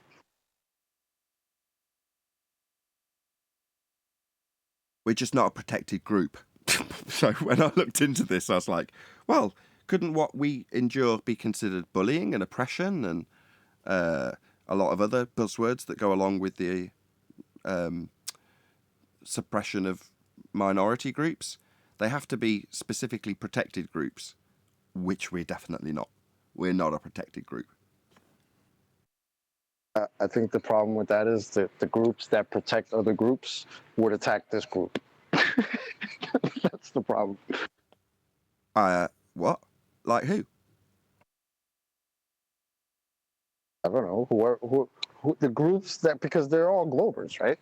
So even the groups that protect other groups from hate speech, they'd find out about this group of people that don't think we're living on a magical spinning water ball. I see. And they get just as hype. You know what I mean? I see. So if I pick a particular minority, if I say the LGBTQ community are ipso facto by default going to be globe earthers on the majority scale because the majority of the Western world are globe earthers.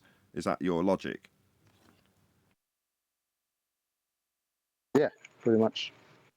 I see. So therefore, in that subgroup, there's going to be somebody who's it's going to be in their interest to attack us because it makes no difference what subcategory they fit in. We're allowed to be chastised by them and called idiots by them and bullied by them. So they will, because we're not a protected group.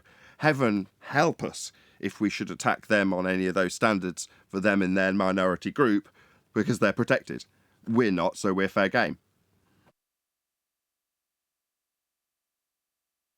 Exactly.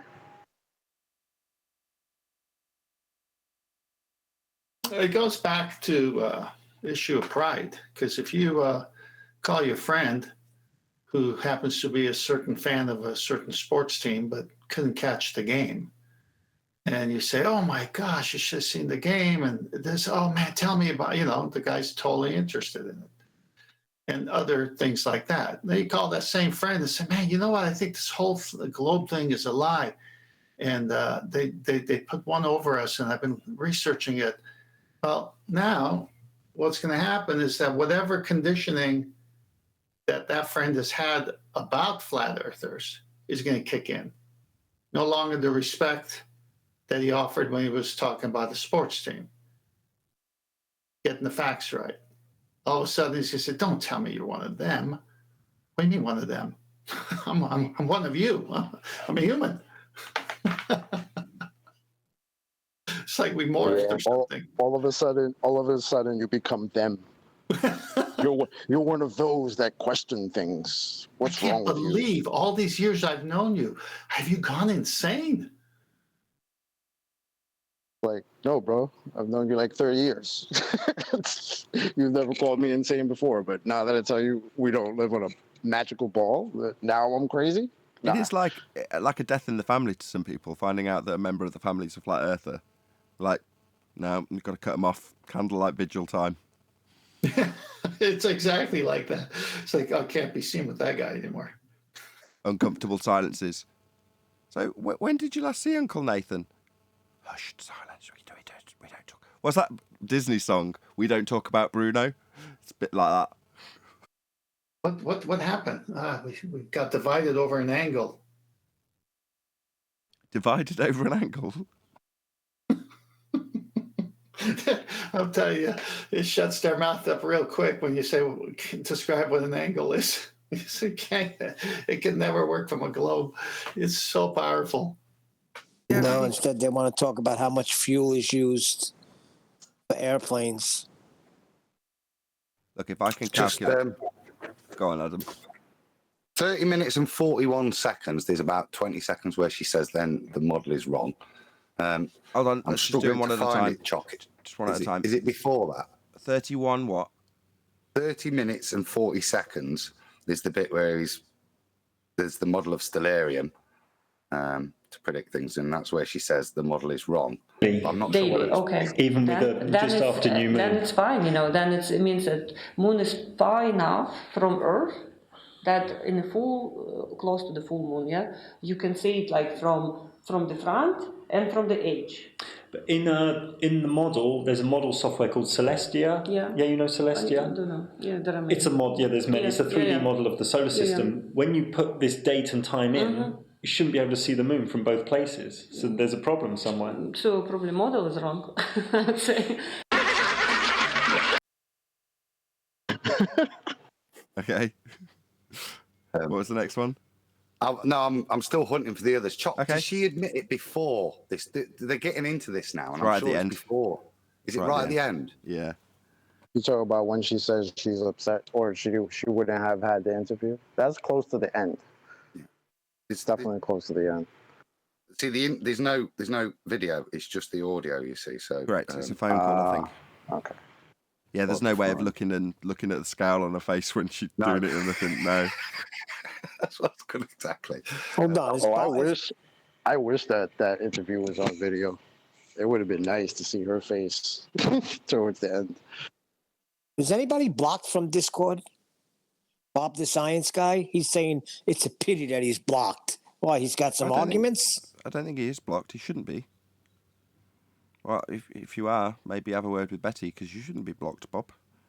My policy is everyone's welcome back the next day. There's 1, 2, 3 maybe exceptions to that. That's it. Very few in whatever it's been, 4 or 5 years. You're not one of them, Bob. Quite the contrary. You shouldn't be, as far as I'm concerned. Anybody got any particular reason why Bob shouldn't be? Bob's not a bad guy, is he? Nobody's Does he saying mean yes. does he mean mentally blocked? No, that's not what I mean.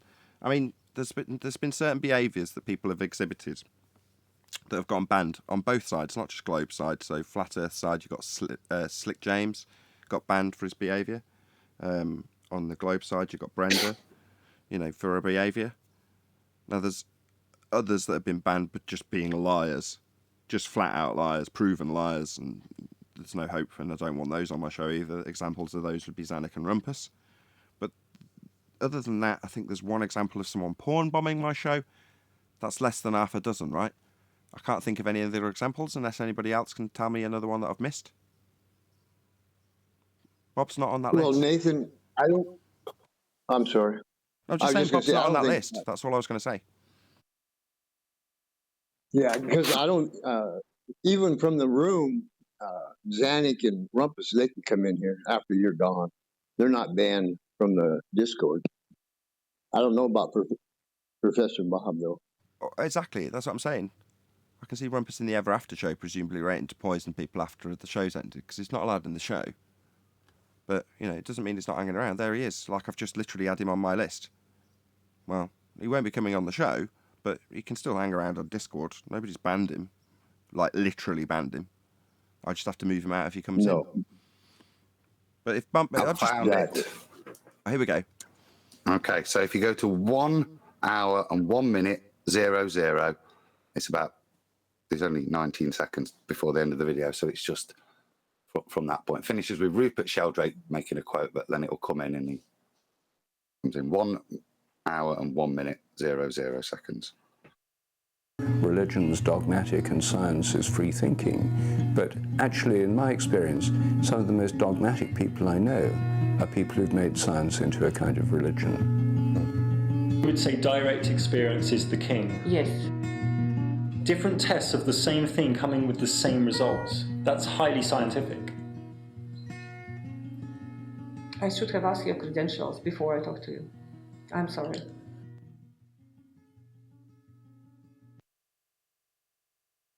There you go. Thank you for digging it out. Not as dramatic as I remembered. Amazing how your memory distorts things, eh, Chocolate? She said credentials. I thought she said flat earther.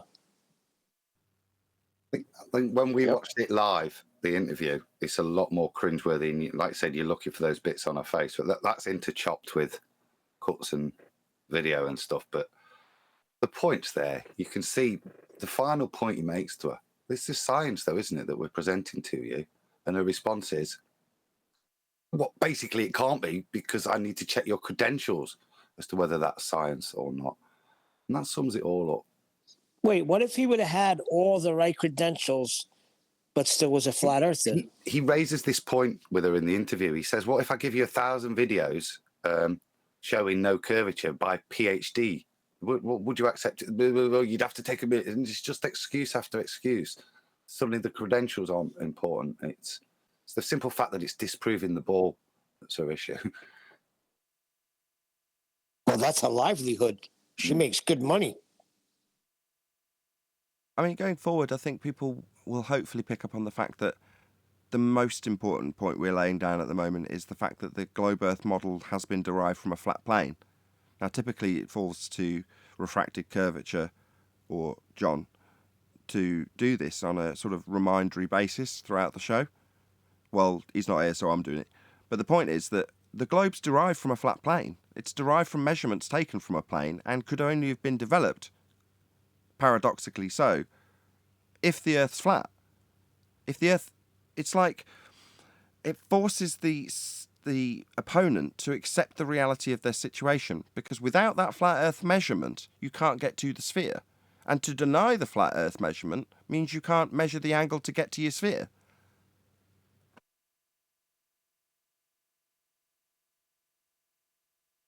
$125 people watching. Woohoo! Please share the show. The only reason there's 125 people watching is because the regulars share the show. So, as I say, warm welcome if you've just joined us, but please smash the share button. Thanks in advance to all who do. Also, shout out to Retro Bill for hitting the super chat. He says, shout out of appreciation to the entire panel. I'm keeping every penny of that, Retro Bill. but the sentiment they can have. How do you like your yummy sentiment? It's given me a warm, fuzzy feeling inside. That's priceless. The $10 on the other hand will help pay my rent. There you go. No, seriously though, thank you very much for the super chat and the support, Retro. In all sincerity, I really do appreciate it. Any single viable hypothesis from any of the fields of astronomy, cosmology, or astrophysics? No, and I don't think there ever will be. No, and as the astrophysicist would like to change your model, you're going to need half of that.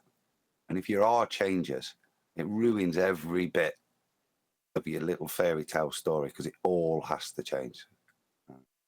Venus, distances to everything. So you're going to need half of that. Let's expand on that. Venus is described by heliocentrists as being Earth's twin. Everyone familiar with it known as, or being referred to as, Earth's twin? Yes. Yep. Why is that? Anybody know? It was a necessity to make that assumption. In doing so, it allows you, if you also pre-assume R, to then have some numbers to plot into the ratios that you've got from your stellar observations by the transit of Venus over the Sun. So when applying it to the transit of Venus, you need a value for Venus, correct? Ideally, yes. But if you assume that Venus is our twin, so its value is the same, you don't have to directly do anything with Venus to validate Venus. You just validate your assumption it's the same as the Earth. Like Christian Huygens did? Yeah. He would be the chief assumer. So it is assumed that the radius value of Earth, when derived by way of the elevation angle measurements to Polaris to derive dual radii, when basing your measurements off a celestial sphere model based on a flat plane, transposed into the angle measurement on the protractor as the surface of the Earth. When you're at that stage and you've got your R value from a flat plane, you can then assume that a light in the sky known as Venus has the same radial value as the assumed paradoxically sphere-shaped Earth. And when you do that, you can apply Kepler's third law of interplanetary motion because you have a scaling value when you're looking at the transit of Venus. And that, boys and girls, is why Venus is called Earth's twin. Not because it's in any way similar to the terra firma ground that you stand on.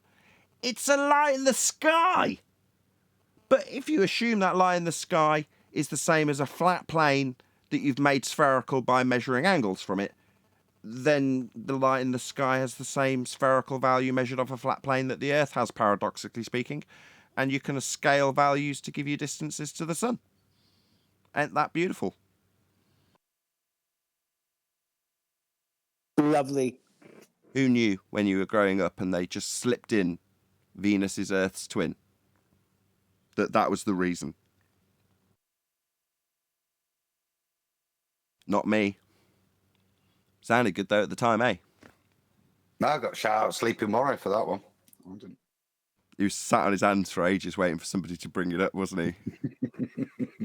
Desperate. It's interesting that you can have a different world that you think you live in, only in the maths, side by side by the reality you do live in. And it comes down to, like you said, the angle measurement has straight lines. And then here you've got scaling and Venus. But so how did he supposedly get to that information when he's living on a flat plane? How did he? I mean, the whole thing falls apart when you start saying, well, there's no way he could get an angle measurement from Earth. So Earth can't be a sphere and get an angle measurement. So then how come he's thinking Venus is a sphere? The whole thing falls apart. Bob the science guy said, again, no need to estimate the size of Venus for the transit calculation. Okay, then Why don't. don't you come on in here? Then don't. Yep. Okay, no worries. It's like The better the question globe is, how do you deceased. get an elevation angle from a curved baseline? He still hasn't got that one through his head. Maybe he'll join in the after show. We'll see.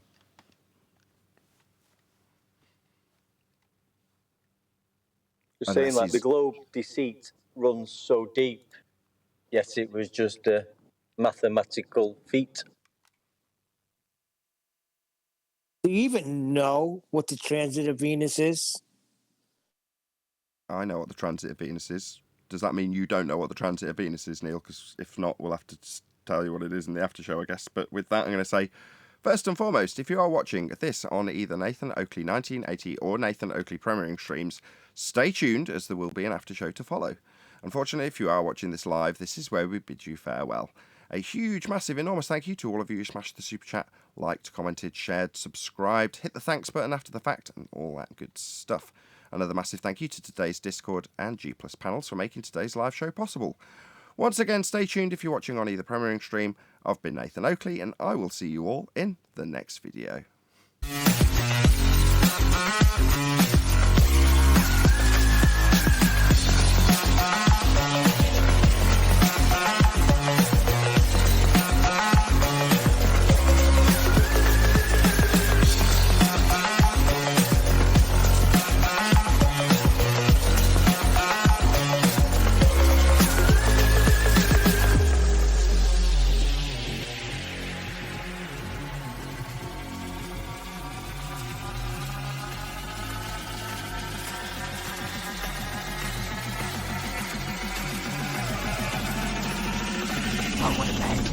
What a lovely day!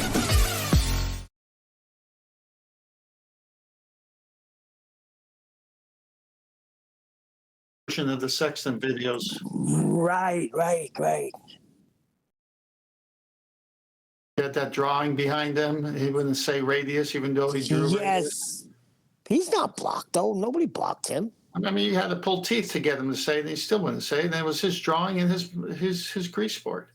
Yeah, so he's claiming he's blocked just so he has an excuse not to come in here and get destroyed. I got it. Maybe he is. You don't want to automatically assume he's wrong. He might be.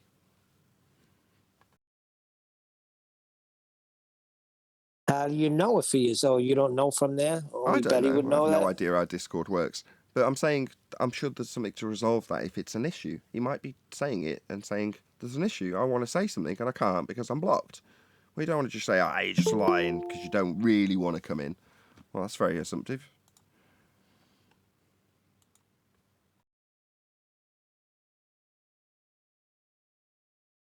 Until he appears, and then obviously I'll be making an apology to you, won't I, Neil? What was that show about? Apologies not needed. He hasn't come in. I'm not apologising. What was that show about? I need to make a thumbnail. Oh, I've already got it looked up. The Ethereal images. Yes, please.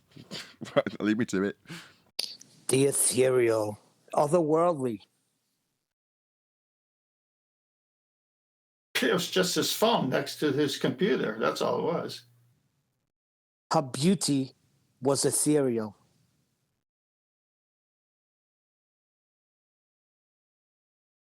Did I use that right? I can use that way, right? Otherworldly beauty. You're saying she looked like an alien?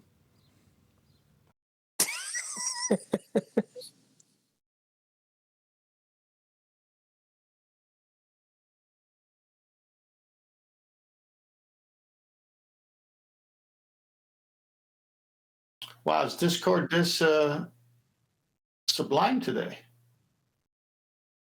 Nobody there, huh? Yeah, I was just going to say, what's up, guys? Hey, Eli. What's happening, Eli? Getting ready for work. Nothing much.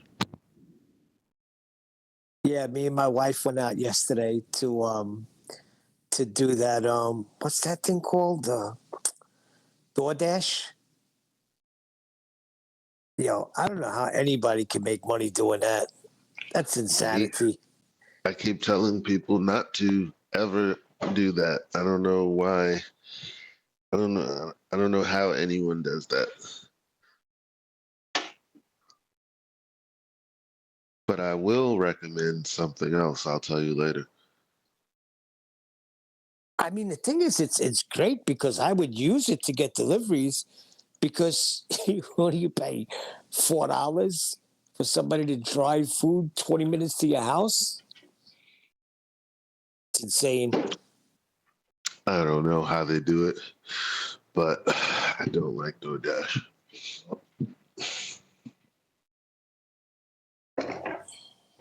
Yeah, it's not beneficial. Definitely not.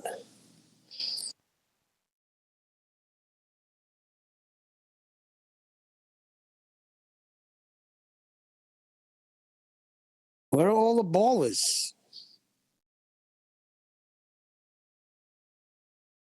There are no more ballers. A lot of them hang out at Geo server. Shout out to Geo server.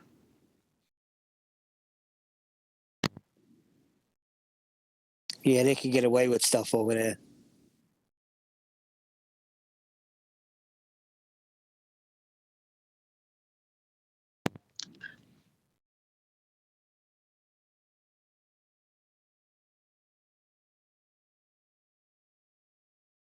Oh, how the times have changed. I remember when I first came on the show, you couldn't stop them from coming in to defend their beloved ball. Now we can't even get any of them to even form an argument. They used to plow. They used to plow in here. Now it's like no comment. There's a whole line waiting before.